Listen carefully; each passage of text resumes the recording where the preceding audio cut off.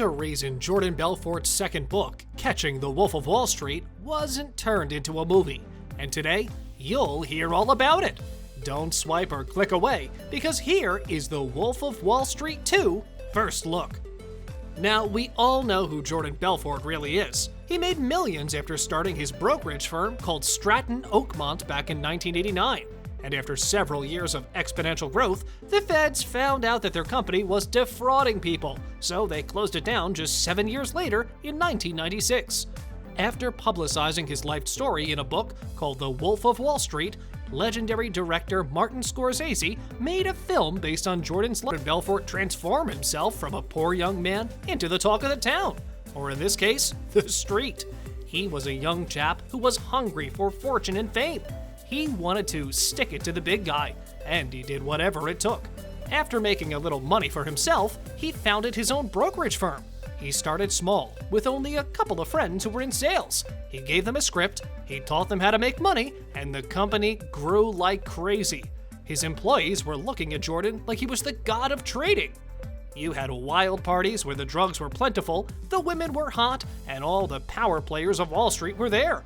And it's during one of these parties that Jordan met a supermodel that forever changed his life. She had a thick New York accent, and she was drop-dead gorgeous. Belfort even cheated on his wife with her, which didn't seem like a smart idea in the end. The feds quickly found that Stratton Oakmont was smashing that like button just like you should do if you haven't done so already. But no, in all seriousness, they found out that the company was illegally taking money from, since profit is the only thing they were interested in, regardless if it was legal or not. After teaming up with the FBI, he was pardoned and had to repay $110 million to the people he initially took money from. And instead of serving a 27-year sentence, he received a 4-year one, for which he served 22 months. That's less than 2 years. The movie is still regarded as one of the best in Hollywood that managed to turn the $100 million budget into a $400 million box office smash hit.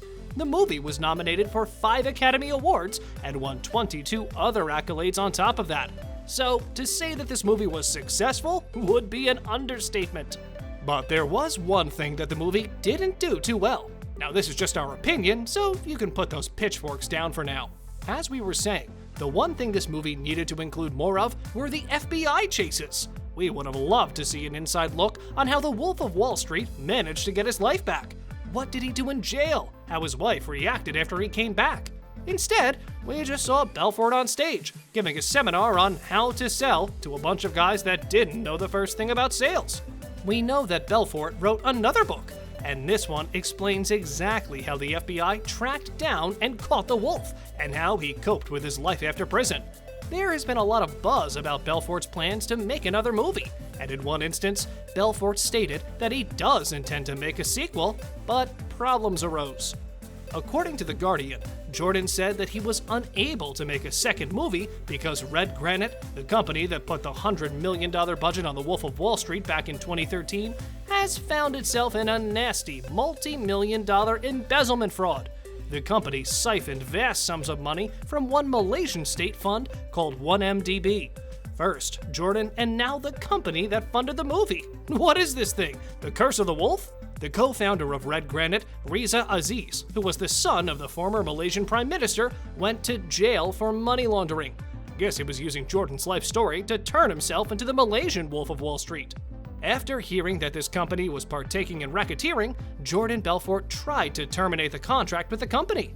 Belfort's lawyer even publicly stated that Jordan was never informed about the illegal activities of the company. Had they known, they never would have taken the deal. But it's all futile. The contract can't be terminated. Jordan Belfort signed over the rights, coupled with Red Granite's inability and/or refusal to exploit and maximize the rights acquired from Belfort due to the highly publicized scandal. So, what did Red Granite's lawyer say to this? They simply disregarded the claim as ironic and an attempt to get out from under an agreement that was for the first time in his life made him rich and famous through lawful and legitimate means. Yikes! That's not what you want to hear your sponsors say about you. And since Jordan Belfort wrote another book called Catching the Wolf of Wall Street, this is a pretty big problem. So far, Belfort has paid only $10 million of the staggering $110 million he owes in restitution. This means that he needs that money, and he needs it bad. Looking through the book, we found some interesting stories that they could talk about if the sequel were ever made. Hello, my name's Jordan Belfort. My partner and I are very interested in renting out your garage. In his second book, Catching the Wolf, Jordan gives us an inside look into the life of the wolf after he decided to take all of his friends down, how his supermodel wife reacted when she heard the news, when the FBI interrogated her, and what life was like inside their home. In the book, Jordan also talks about how he broke the news to his children about the ankle bracelet he had on his foot at all times, and how his now ex-wife portrayed him like a villain to his children, how he managed to move and travel the country with a leg bracelet on even after curfew.